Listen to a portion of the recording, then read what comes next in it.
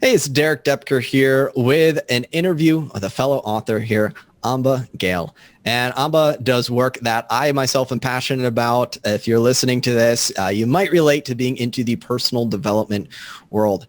And personal development is something that this transformational work, I was just talking to Amba about this. I'm passionate about it because it's the whole quote, be the change you wish to see in the world. And I know it's kind of become a cliche thing these days, but I really believe one of the best ways that you can make this world a better place is to work on yourself. And then also by developing yourself, empowering others, those people can go out and make a positive difference in other people's lives and so on. So this idea of the ripple effect just came up to me, where when you work on yourself, you have an impact on others, and the positive difference you make by being a role model helps other people. And so that is one of the reasons why I'm so into this world of personal development, personal evolution.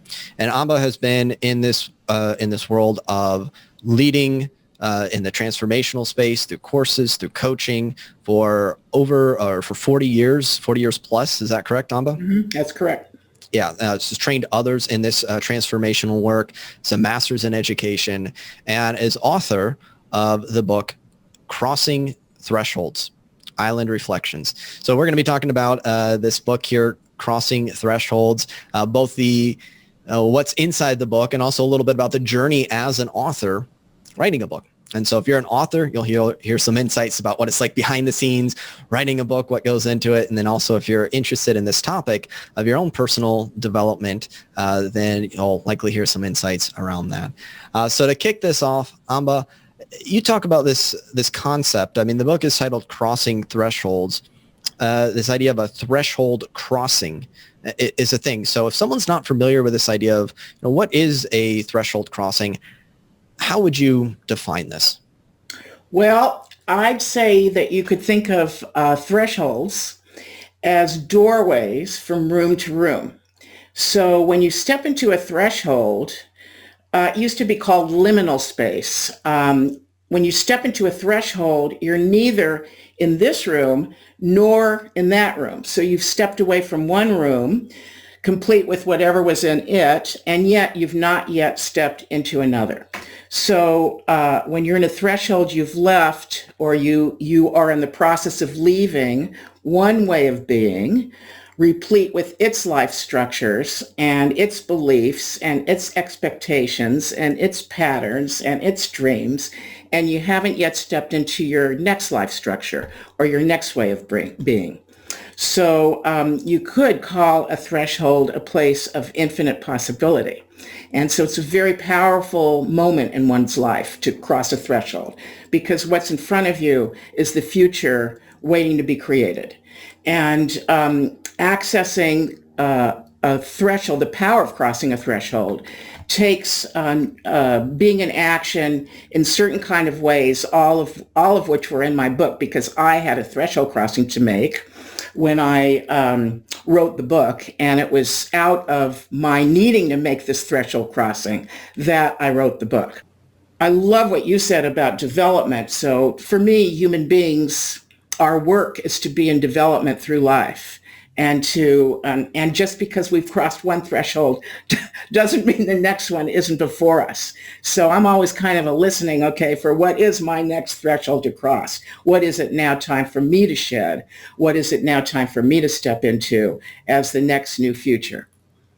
I'll just stop talking there. Yeah, that's beautiful. And it does make it clear for me. I'll share a few personal experiences and see if I'm accurate in my understanding of threshold crossings, and then it'll help as we hear more about your experience and at least one of your threshold crossings. For me, it is that idea of growth. You talk about, like you do, if you think about an animal that would shed its skin or shell in order, it's kind of like, even think about that. What is it? Like maybe hermit crabs, if I'm thinking about this correctly, they kind of got to like get rid of one shell and move into another one. And there's kind of a vulnerability there.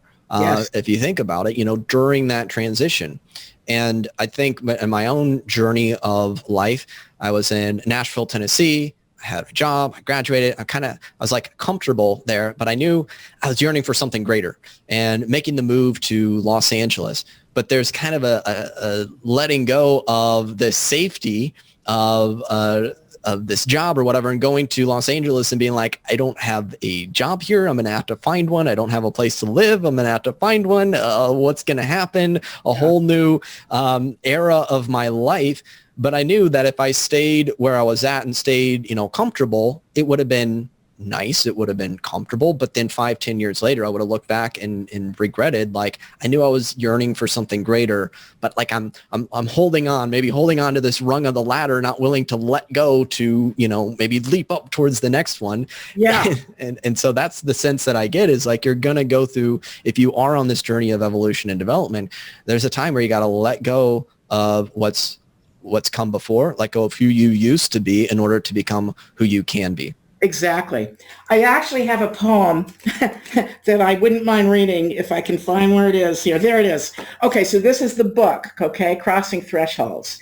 And you can see that it's a book that has a dock on it, and there's no bridge to the dock. And that's part of the story when I'll share with you about, well, what is that about? At any rate, this is one of the poems because the dock became a metaphor for me of when my threshold would have been crossed. And the day that I had my threshold crossing, and I know we haven't told the story of that yet, but we will, I wrote a poem because I wanted to get to the dock and stand on the dock. And as you can see, once again, from the picture, there's no way to get out there, right? And but I did, by the way, get out there. That's a whole other story. But that morning, I went out to see the dock. We were living on an island in Lake Superior at Isle Royale National Park. And I told my husband I was going to wade to the front dock. And that's how I was going to get out there. And he said to me, it's deeper than you think. And he was really serious about it because he could see I was serious about wading out there. And I thought, well, that is an incredible title of a poem. So the title of this poem is Deeper Than You Think. And then he said, because he saw that I was still going to do it, he said, you're going to get wet and cold. So all of that got wrapped into this poem. It's a short poem, Derek, but it says what you just said. So it's called Deeper Than You Think. The way to the front dock is deeper than you think. You will get wet and cold. To stand on the front dock and celebrate the sun, the wind, the blue sky, and the water requires some sacrifice. Leave what is dead and time to shed. Leave your old life behind. Beautiful. So, yeah, it takes a shedding and an ongoing shedding. I like the crab. There's also the chamber nautilus, moves from one little shell to the next little shell. Mm-hmm. And of course a snake, that's obvious. Mm-hmm. Yeah. But we often don't ask the question, what has outlived its usefulness? Yeah, that's a powerful question because there's an assumption there which can be correct, and that is things were useful. They Exactly. might be useful for a period of time and yet still need to be let go of. I don't know why this example is what's coming up for me, but I think about like a parent telling a child, like, don't talk to strangers or something like that. And I remember, as an introvert being like, introvert and kind of shy. It's like I actually kind of had to outgrow that because like I just got to talk to people I know, and of course that was a useful thing to tell a child to keep them safe. But it's like at some point you got to outgrow certain ideas or rules or belief systems if you want to take things to the next level. Things that kept you safe, so it was certainly useful for safety or for comfort or for whatever it is, and yet you go, I can appreciate that belief, that attitude, that life that I had, and it was wonderful and great, and it's outlived its usefulness. Yeah. It's time for another evolution or development. Yeah. Although, I will say, now I'm thinking of my introduction here. I'm going to read just the first paragraph. Yes, please. Because it seems appropriate to do so. This is from my introduction to the book, which is a book of poetry, actually. Poetry and photographs and teaching questions. We human beings seem to have an addiction to certainty, to staying with what is familiar because it is safe, with what is predictable, controllable, certain. We are resistant to change, and yet sometimes in life, we come to those special times of threshold crossings in which accepting a change of what is occurring externally while crossing inside a threshold within is just what is called for. Perhaps it's crossing to another way of being, or another way of knowing, or another way of relating. Perhaps it is simply a letting go of a certain way of life that's changing its form, or someone dear to us who is leaving, or we are leaving them, or a letting go of a way of being, a letting go of something that once worked for us, but now no longer does. Our lives are not really one continuum if we truly examine ourselves and notice our development, but ongoing small deaths and rebirths if we are indeed committed to growing. Who we were in one iteration of our lives is not the same in the next. Once we cross that threshold into our next new life, we see the world with new eyes. And new perception means new possibilities, new horizons, new opportunities, new presence, and new futures. So that, in a way, crystallizes what you just said. Yeah, I love it. And so this is something that's relevant to every human being. You're going through these threshold crossings. Some of them might be because you've chosen to do it. Some of it might be circumstances in life, just require a threshold crossing. And I'm curious, so you have your book here. What inspired you to write this book? I needed a threshold crossing. I mean, really, that's what it was. And the funny thing is, I actually, it's going to sound really weird, don't have the experience that I wrote the book. I actually have the experience that the poems wrote me. And it was back in pre-COVID here. It was 2019. And I had just come back from Ireland, which in itself is a treat in terms of awakening the poetic sensibilities.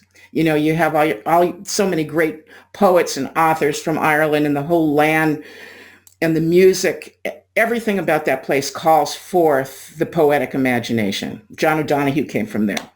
At any rate, that same summer, I was going to this place, Royale, where my husband his family had a cabin that we are still able to use as we volunteer for the national park. And when I arrived at the island, I knew that I needed to make a threshold crossing. My daughter had turned 23 at the time, and she had been communicating to me in no uncertain terms that the way that I was relating to her was insufficient to her present and her future. And she was saying that in many different ways so that I couldn't get around it. And so I started examining myself. And I saw that I was still holding her as a younger person, replete with all of whatever there was in that time, and my views of her and my thinking about her, and that I needed to reinvent my relationship with her. So this book is for all sorts of different threshold crossings, but that was my particular one that I had to let go of my own goals and dreams and pictures and expectations and attachments for her and her future, and open up a much, much wider space for her to be able to come into being a resourceful adult capable of making choices that are enriching and nourishing and resourceful for herself, and to let go of my holding. So that was the particular threshold crossing that I needed to make. And when I got to the island, I didn't know how I was going to make it, but I knew that I had 2 weeks and that I was going to make that threshold crossing, and that the island, so I have a very, my parents always took me to Yosemite when I was young, and I have a very profound relationship with nature. And when I hook up and hook into nature, kind of Thoreau-ish, and connect with nature, my mind goes way still, and I am able to allow nature to speak with me and inform me and teach me. And Isle Royale is an incredible place for that. It's a pristine wilderness area out in the middle of Lake Superior. And the weather changes all the time. So the whole distinction of constant change is ever present there. You think like, it's going to always be like this. It's so gorgeous. And then the next, 5 minutes later, you're in the middle of a thunderstorm and waves are rising 10 feet. So embracing change was a very big part of that summer for me. And as well as that, when we first got to the island, I was shocked because the bridge to our front dock had disappeared at spring ice melt, carried away. And so during the course of my time there, the dock and the bridge and the lake and the land all became a metaphor for me for making this threshold crossing. They almost became like characters in a novel. They became live. They had something to say. The bridge speaks, the dock speaks. Everybody has something to say to one another. And all of it was me going through my own internal process of what I needed to go through to reach the other side of shifting gears with my daughter. So what happened was the poems started coming, and I was writing 4 or 5 poems a day. And what I needed to do was just carry around a pen and some paper and write, because I'd wake up in the middle of the night and there would be a poem there. And I'd wake up in the morning and there would be a poem there. And so the poems became my guide. And and it wasn't like I was thinking. It was the strategic mind had gotten very quiet somehow. And where the poems came from was another voice. And, I'm sure if I had an interview with another great poet, they would say that voice is you. I still don't have that experience. I have to just say, I had a fire in my belly, and these poems came through me. And when I came out of the island, I had 50 poems. And I was taking photographs with my little smartphone, which has a really good camera in it. So I came out with a lot of photographs, beautiful, beautiful photographs, and these 50 poems. And I really had no intention of publishing them. But I had a friend named Pat Colgan, is his name, and he's a partner to my husband in his music business. And Pat is a very creative guy, and he read the poems, and he was really blown away by them. And he started talking to me about publishing, and I said to him, I thought the poems were way too personal. And he said, no, they're universal in theme. And it doesn't matter what threshold crossing you made, everybody's got to make a threshold crossing. And so the work that needs to be done to cross thresholds is all in your poems. And I still didn't quite believe him. And then something very profound happened, where his sister was dying of cancer and had been in denial about that. And she was not willing to do anything the doctors were telling her to do. And the whole family was suffering around this. She was suffering, but everyone else, he has a large family. Everyone else was suffering. And one day he read the central poem in this book is called For Giving Endings. And many of us have endings to give now. Here we are maybe coming out of the pandemic. So we're in a threshold crossing time. The whole planet is in a threshold crossing time. And we all have experienced endings in our life. And very often we resist change. So we're not willing to embrace those endings that it's time for. And that was so with Mary, which was her name. And Pat took this poem down to her, the poem For Giving Endings, and read it to her. And read it with meaning, and she listened with her heart. And she at the end of it, she just started weeping, and for a long time. And when she came out of that space, she said that she felt at peace. And the poem has a lot to do with completion, actually, like not just ending, which sometimes people have endings, but they carry the baggage of an ending with them. But around an ending, if you can create completion, there is a healing and there is a wholeness. And so completion becomes essential, like an essential ingredient in creating an ending, is to create real completion. And I think that's what happened there, because the next day she put herself into hospice and she died 2 days later. And Pat came back and he just said that it saved the family and her just months and months and months of suffering.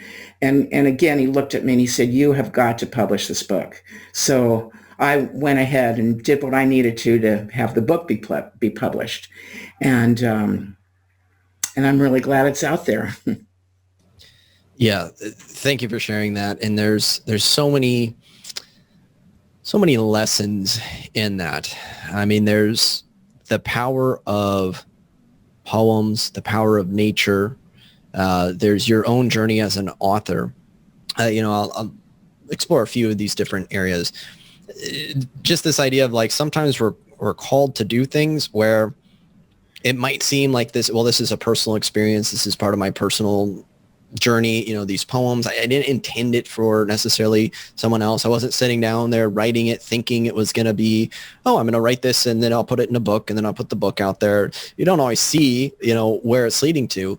It's something that can be profound for you. You do realize this isn't just personal, it's universal.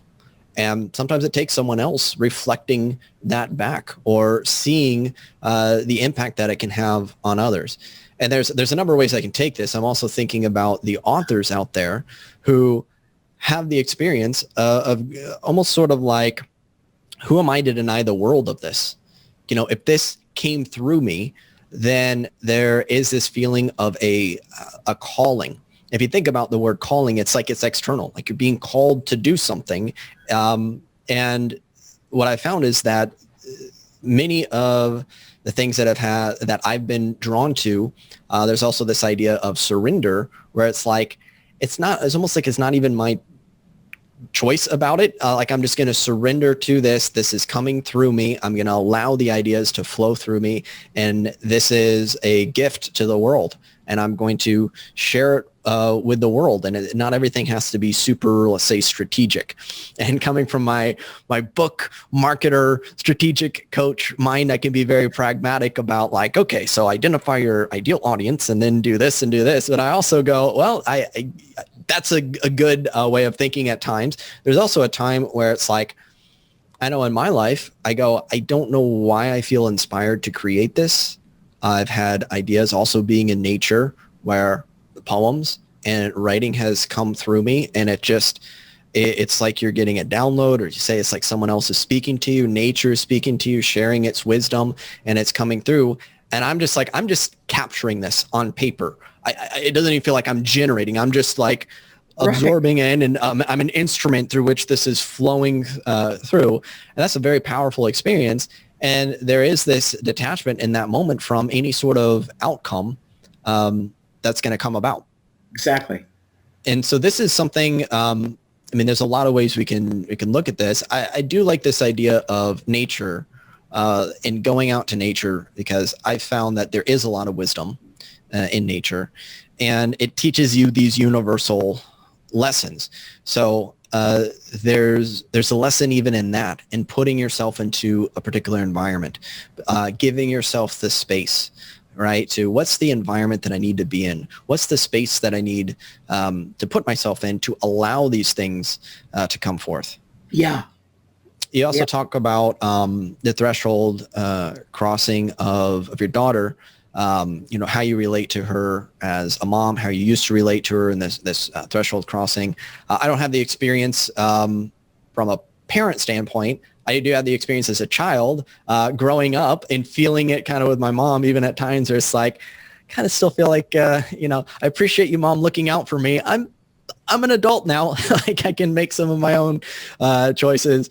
And so it does have an impact on other people in terms of how you relate to them. So as you said, we're all going through threshold crossings, sometimes by a choice, sometimes by what life is bringing about. So it is an important topic. And I also say there's this idea of inner wisdom. What's beautiful about your book and these poems is, speaking from a writing standpoint, you can be very specific with a person. Here's a 5-step process to cross this threshold. First of all, you do this, this, and this.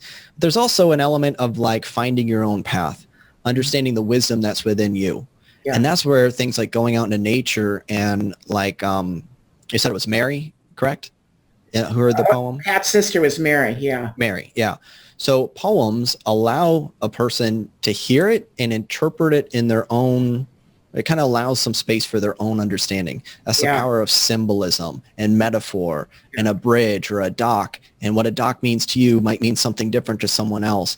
That's a really powerful way for both your own personal development as well as transferring ideas. If I were to get a little practical here for writers, it's this is the power of stories and storytelling. It's the power of metaphors and parables.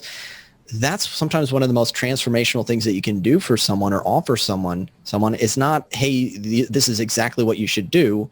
Instead, it's, here's a poem, here's a story, here's some symbolism and their own inner wisdom. You're allowing a space for someone's inner wisdom to come forth, and they get the lesson themselves that they need from within. Exactly. And see, if people can start to rely on that, it's huge, because then they have a guide that's trustworthy. So that's another part of the book, and I think it's part of the book that makes the book unique. And it's not just a photography book, or it's not just a book of poetry. But what I did after I got, okay, I'm going to publish this. Well, what my life is given over to is making a difference in other people's lives through engaging conversations with them, either through coaching or through inquiry. And an inquiry is a very interesting kind of question. An inquiry is a question it's not meant to answer. Most of the time we are given questions, and we've learned from grade school what you do with the question is answer it. But an inquiry is a different kind of question. It's more a question that uses you or that you live with for a while. And its intent is to shine light on whatever it is that you're exploring or engaging with. Its intent is to give you an opening to think differently, think new thoughts that you've never thought before. And so after each poem, I invented inquiry questions. And then that became the teaching component of the book, so that people, after they read the poems, their job is to, I call it reflective journaling. And I even have a part of my introduction which shares with people what it takes to do reflective journaling well, which is simply to write and write and write and write. It starts with that. For about 5 years, I worked with a pragmatic philosopher who would have us write to him once a week. And he would say, you don't know what you think until you write it. And which is most of the time you parrot what you think. But this was a different kind of writing where you're writing and then you're reading your own notes back to you, and those notes teach you. And that's the kind of journaling that I'm inviting people to do, both in reading the book and also I do courses. Of course, I took the book and made a course out of it, and I've now let it online. I'm about to lead my third one, but I've let it very beautifully. Successfully. People got a lot out of it, let's put it that way, 2 times before, and including people tapping into writing poetry for the first time in their life, and writing prose, which inform them, and they've kind of gotten blown away by their own capacity to tap into their own creative imagination and hear that as a guide, which allows them to carve out a path for themselves in their life. And it's so important to be able to have that kind of guide where you can tap into yourself as your own inner guide, as that which is trustworthy for you. That's a big deal. That's so important. And I love this distinction about an inquiry. And it's not a question that you ask the question, you get the answer, check it off the checkbox, move on. It's not that type of thing. It's more like you say, you live with it. I found that those are very powerful questions, especially questions that might constantly shift. And that's the power of being in the present moment. What am I being called to right now? What does this moment mean? How can I, even just questions, I think for me in life and business, how can I serve?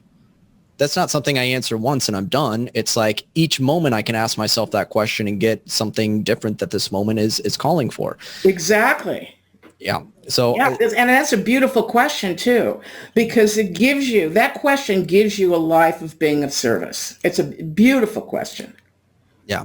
And so this is great. And you've answered this question. You might have a little more if you want to go deeper. Well, what I'm hearing the answer to the question is, well, how is this different than, there's a lot of self-help books out there, personal development, transformational books. I mean, there's many of them. And one of the things that I'm hearing that's especially powerful and unique about this is it's not just someone saying, I have all the answers, I'm the guru, here's how you need to live your life, which I would say is be cautious of, abdicating your authority or letting someone else tell you exactly what to do. Those people have specialized knowledge. If I want to learn how to speak Japanese, I'm going to study someone who knows how to speak Japanese and ask them, how do you say hello in Japanese? And they can, teach me. Right. For the personal development and personal evolution sort of work, there's a lot of the answers that they need to come from within. So what I'm hearing is your book allows through the poems, through the inquiry, the questions, and also the reader effort, right, to actually go through this process, allow yourself to sit with these questions, allow yourself to journal, allow yourself to explore it. It sounds like this is one of the things that makes it especially unique is that you're facilitating the transformation. You're drawing it out of the reader. And these might be prompts, if you will, or guides, if you will, through the poems and the questions. And at the same time, the reader gets to bring forth their own inner wisdom. Is that how you would describe it? Exactly. You said it beautifully. And I did create a second book, which is a companion, which is called Reflective Journal. And what that is after distinguishing reflective journaling, I took a line from each poem or each inquiry of each poem and just put it at the top of the page, and then people can write. So I can turn to any of these. Let my intuition speak from the silent corners of my heart, transporting me to somewhere new, somewhere I have never been before. And then there's 2 pages, or the next one is blessing for the beginning of my journey and my journal. Another one is what I wrote was food for my soul. So a question or a statement from each poem. May I listen with my heart, and so people journal from that prompt. And of course they can, what does my heart say to me is another one.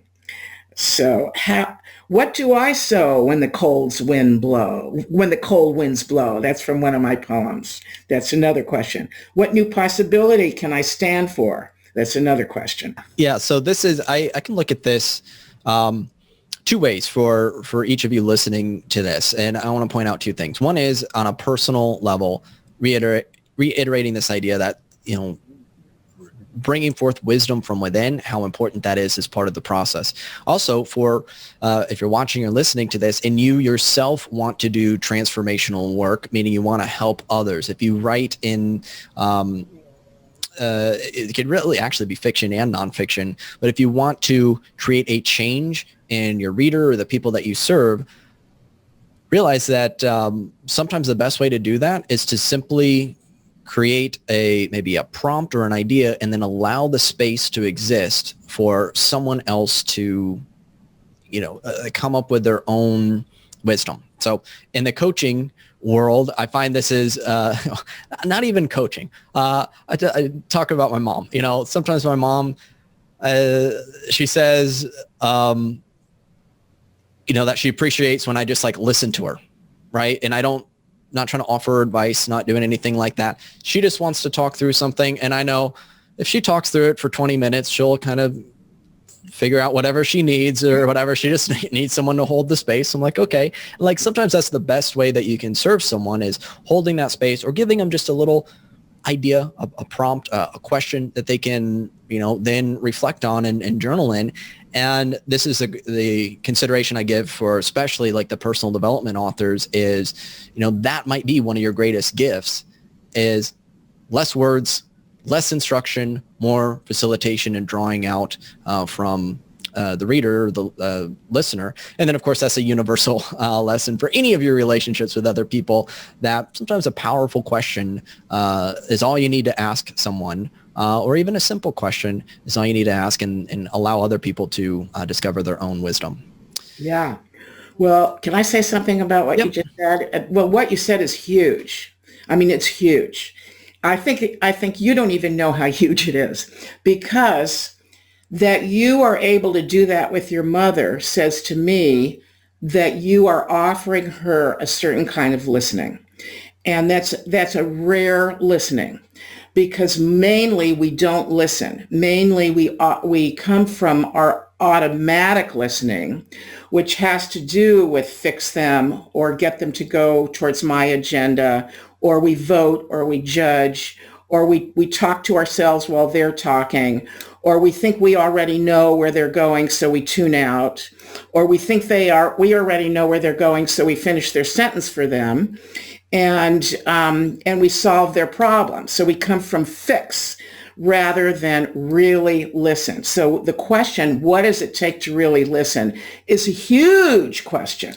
And it's a huge question. And that's a big part of the work that I do with people, is to open up a new territory for them to listen differently, for people to listen differently, because our automatic listening is not so powerful. But when we listen for being contributed to, or when we first of all, we have to catch the voices in our head that are constantly chattering at us, pulling us. We think we're them, so we have to catch ourselves and let go of them, and then really get over to where the other person is, like almost locating ourselves with them and being available to them. It's like being a listening where we're simply being with them with nothing going on with us at all, allows others to come into their own wisdom, like your mother, for example. I don't know if this is computing or not, but I'll ask you if it is, if what I said got across. Yeah, well, I've had the experience, and I imagine many people watching this or listening to this have had the experience, or if you're talking to someone and you can tell all they're thinking about is like getting in the next word, or they start to, oh yeah, so you want to, and it's like, I haven't even finished speaking yet, and they're already in their mind, the wheels are turning about how they're going to respond, versus just taking it in. Yeah. And so they're more listening for how they're going to respond versus just truly listening. Exactly. And so, yeah, it's a powerful practice. And it is a practice of active listening, true listening. And I mean, we could go say that even on a personal level, when it comes to your intuition, are you interrupting your intuition or trying to jump in there, or actually allowing yourself to listen from within? So many beautiful lessons here, and many more lessons within your book, and within the poems, and within yourself when you interact with the poems and the inquiries. So I see this as something that, I mean, everyone goes through crosshold, threshing. Let me see. Everyone goes through threshold crossings in their life. So I can see this book as being beneficial to just about anyone, which is true of much personal development. At the same time, I'd be curious for your thoughts. A person would probably obviously have to do the work and be open to it. So we want to say that. Who would you say, two parts, who is a good fit for reading your book, and who might not be a good fit for reading your book? I'd say someone who as a good fit, someone who wants to make a difference in their life and create, like, is able to tell the truth to themselves, and see that that they are resisting change in different places, or sees that there are certain aspects of their life that are where they're fighting against it, or sees that something's just not quite right, and is willing to tell the truth about it. I'd say someone who is willing to, or has a longing for accepting things as they are and as they're not. So is interested in being happy. That's a very funny thing to say, but someone who's interested in having a life that works, in being able to deal with the various circumstances of their life in which they are willing to befriend those circumstances rather than rail against them, because the book is an opening into that. It's an opening into kind of being at peace with things as they are and as they're not, and being able to trust. This is going to sound a little strange, possibly. Trust in the benign generosity of the universe, and in that things are unfolding the way that they need to be unfolding. I don't know if that answered the question, but that's a start for that. And people who are not adverse to poetry, obviously, because a lot of the work gets done through the poems and through nature. Great. Is there anyone who would not be a good fit for this book? I'd say someone who's looking for a quick fix or tell me what to do, and I'll do it, because it's a much deeper conversation than that. Yeah, beautifully put. And that is one of the things for much of the personal development. You could call it work. I mean, it could be play too. At the same time, there's an effort. It does take.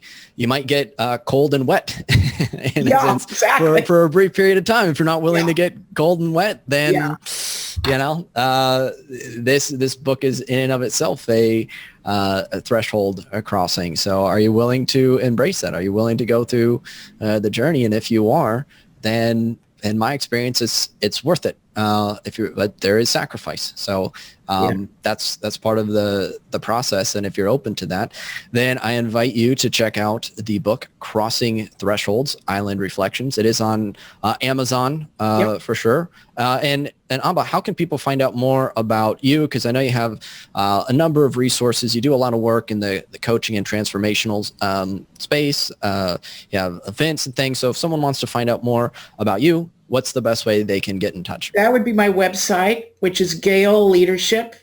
That's Gale, leadership.com. And everything's on there. The book's on there, and my courses are on there, and the offers that I make are on there. And it's a rich website. Let's put it that way. Okay, beautiful. So that's galeleadership.com, correct? Yeah. That's correct. All right, so I'll have a link to that. And again, the book is Crossing Thresholds, Island Reflections. Yes. That's available on Amazon.